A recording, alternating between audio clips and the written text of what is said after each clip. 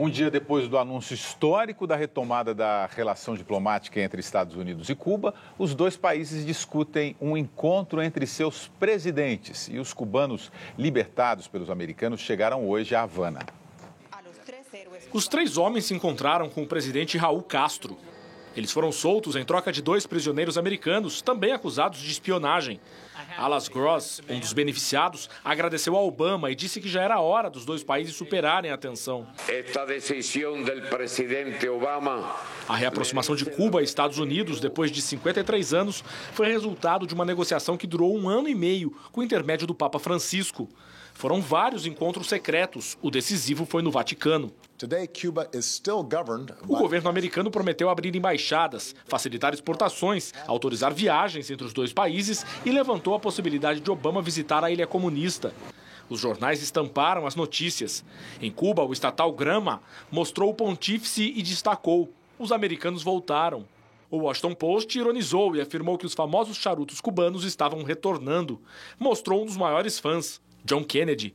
Mas a maior comunidade cubana em Miami protestou. Esta mulher disse que Cuba tem o mesmo governo há 50 anos e que nada mudou. As novas relações devem injetar dinheiro na ilha, acelerar a reforma econômica e atrair investidores estrangeiros. Medidas que há mais de 1 ano vêm sendo adotadas por Raul Castro para modernizar o país. Agora, os Estados Unidos devem tirar Cuba da lista de países terroristas e suspender o embargo político, econômico e financeiro à ilha caribenha. A proposta será apresentada ao Congresso, mas deve enfrentar a resistência dos republicanos. Para analistas, o Brasil ganha prestígio politicamente, mas os frutos econômicos ainda são uma aposta. O principal investimento privado brasileiro na ilha, o Porto de Mariel, pode acabar se tornando muito mais útil aos Estados Unidos do que... Ganha com essa relação, essa aproximação dos Estados Unidos e Cuba, não é isso? Olha, eu acho que todo mundo ganha. As proporções é um evento similar à queda do Muro de Berlim. Na mesma linha, né? Todo mundo ganha. Não só os americanos, que finalmente vão poder fumar charutos cubanos legitimamente, que são de longe o melhor charuto do mundo. E que devem ficar mais caros. E vão ficar mais caros, porque os americanos vão começar a comprar e aí vai subir o preço. E os cubanos vão ganhar com isso. Como os cubanos ganham com o fato... Essa história da própria crítica de uma cubana americana, me parece, dizendo que o regime é o mesmo, mas ela tem que entender que é o seguinte: o regime do Castro vai acabar. O que vai acontecer é que os cubanos, os seres humanos normais, quando têm a chance de melhorar de vida, eles topam. Então, o regime que está no poder, a ditadura socialista, inclusive o embargo é importante, mas todo mundo sabe que Cuba... O que levou Cuba a essa situação não é só o embargo. A administração econômica do governo cubano, aliás, como todos os governos socialistas até hoje, é um fracasso histórico, certo? Então, a situação de Cuba não é só por causa do embargo, porque, inclusive, os Estados Unidos não proíbem o mundo inteiro de negociar com Cuba.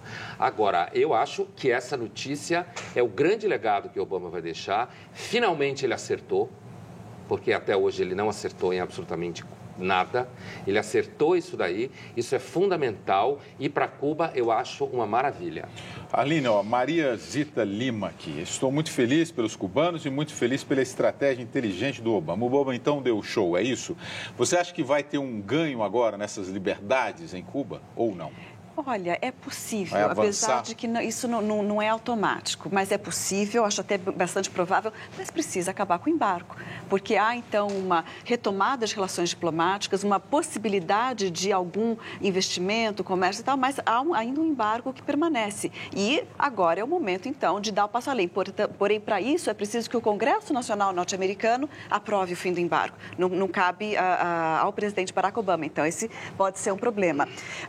Agora, eu falei que não é automático, porque isso vai fazer parte, vai ser resultado de uma luta dos cubanos, não é? De reivindicações de abertura, de liberdade maior de expressão, de liberdade de, enfim, de liberdades em geral dentro de Cuba, que hoje a gente sabe que não são plenas, não é? Não são terríveis, como alguns dizem, né? E também, se a gente for olhar a questão econômica da ilha, está complicado, quer dizer, a população cubana é uma população firme e sofrida, mas não é uma população miserável ao ponto do que a gente vê de bolsões de miséria em países capitalistas ao redor do mundo, assim, bolsões de fome mesmo, de precarização absoluta. Então, eu não diria que tenha sido algo completamente fracassado, uma ilha que sobreviveu a esse embargo desde a década de 60 e que bom que agora começa a mudar o rumo e se retomarem as relações com Cuba. Cida Soares aqui pelo WhatsApp. Cuba com liberdade perde o romantismo.